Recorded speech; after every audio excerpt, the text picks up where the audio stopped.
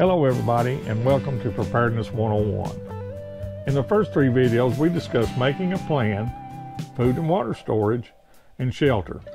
I will place a link to a playlist of these videos in case you missed them. Today we will discuss medical, and by following these suggestions you will be ready should a disaster hit you and your family.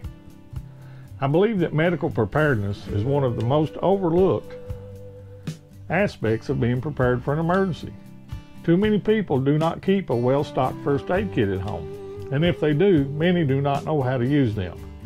I'm not giving professional medical advice, and you should discuss this with your healthcare provider. I can tell you I am a certified firefighter, a licensed EMT, basic and advanced first aid instructor, CPR instructor, and stop the bleed instructor. If a natural or man-made disaster occurs in your area, it is unlikely that you can even get a call into 911. Police, fire, and emergency medical services will be overwhelmed if they are functioning at all. If they are functioning, they will be treating and transporting only the most seriously injured, and while it may seem like you're going to die from a cut on your hand, or you tried to open a can of soup with a knife, emergency medical services are going to place you low on their list of priorities. It may be several hours or days before they respond to your location. This is why you need a well-stocked first aid kit and know how to use it to treat common injuries that may occur to you or a loved one. I believe that too many people that are into preparedness are watching too many YouTubers talk about how you have to have an IFAK to survive. IFAK is a military term for individual first aid kit. Their primary purpose is to control life-threatening bleeding and to treat gunshot wounds until that patient is transported to a higher level of care at a trauma center.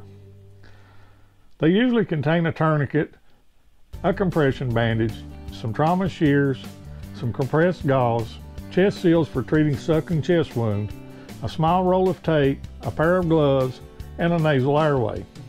These kits are for the person that is carrying the kit to be treated for injury by someone that is trained in the use of that kit, and is not really meant to treat someone else and are not meant for self-treatment of traumatic injuries.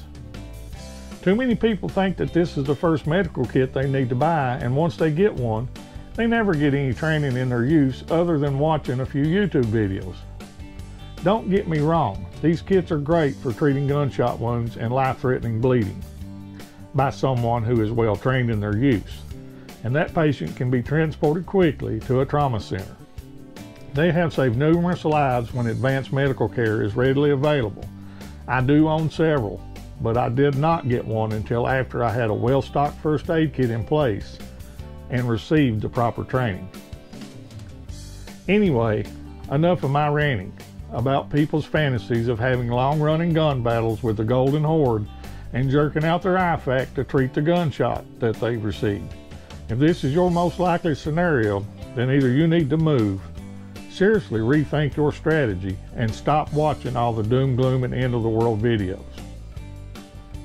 A good first aid kit will be able to treat a variety of different injuries, such as cuts, burns, sprains, fractures, bites and stings, and weather-related injuries such as hypothermia or heat stroke.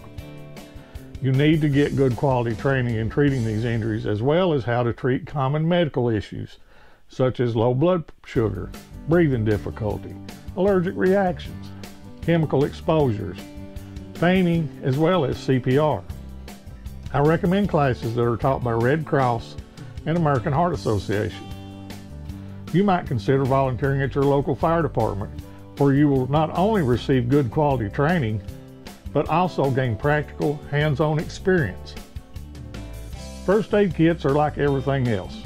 There are good ones and there's some pretty bad ones. You need to buy your kit from a well-known supplier so that you get quality gear and not a lot of junk from China. You will pay more for good quality gear, but how much is your life or the life of a loved one worth to you? Another fault of the pre-made kits is it may say it has 250 pieces. But that is usually 100 Band-Aids, 50 Q-tips, 50 alcohol pads, along with a few gauze pads, a small roll of tape, an ice pack, and a few small packs of antibiotic ointment. Any kit that you buy will need additional supplies added to it, such as burn dressings, splints, compression bandages, additional gauze pads and rolls of gauze, additional high quality medical tape, good trauma shears, antibiotic ointment, wound cleaner, lots of gloves, and triangular bandages. I really like the Coban wrap that stretches and sticks to itself, as well as ACE bandages, and you want to add a couple of high quality tourniquets like the CAT tourniquet. A word of caution on tourniquets. There's a lot of counterfeits on the market, and please understand a good quality tourniquet will cost around $30. You will have a much better understanding of what is needed after you take a training class. I actually have my kits separated into two different colored bags, with one being for medical emergencies and the other being for trauma. You will also need to add a supply of over-the-counter medications that can treat a variety of ailments such as minor aches and pains, fever, diarrhea, upset stomach, heartburn, rashes, and fungal infections, colds and flu, allergies, and sinus trouble. If you take prescription drugs, you need to try and build up a supply of those as well. Most pharmacies will fill prescriptions a few days early, and by doing this, you can slowly build up a small supply of those. Just remember to rotate them out so that you can keep them as fresh as possible. Medical emergencies can occur at any time, but the best thing to do is to try and prevent them in the first place. Only perform tasks while using the proper tools and wearing protective equipment. If there's a chance you could get something in your eye, wear safety glasses. Protect your hands with good quality gloves, and wear the proper footwear to lessen the chance of twisting your ankle. Use proper lifting techniques and get help with heavy objects. Use a manual can opener instead of a knife. Keep the kids away from heaters and stoves. Don't have extension cords laying in the walkways if you're using a generator. Before rushing in to help someone, take a second and look everything over. Make sure it is safe for you. The last thing you need is to become injured too. Then you will not be in the position to help anyone and have made the problem twice as bad. You also need to make sure that everyone in the household that is capable be trained and know where the medical supplies are kept, because it could be you that needs help. Having a good first aid kit and some basic medications along with the skills and knowledge to use them is essential during a disaster. The life you save may be your own, or at least a loved one. The chance for accidents to occur is much higher during a disaster. You may be using alternative methods for heating and cooking, and you will probably be doing tasks that you do not normally perform on a daily basis. I know that this is pretty basic, and that is why I'm calling this series Preparedness 101. Trying to show you everything in a medical kit and how to use it would make for several videos. If that's something you would like to see, let me know in the comments, and if there's enough interest, I will see what I can do. You can easily expand upon my ideas to suit your specific needs, situation, and skill level. I really appreciate you watching.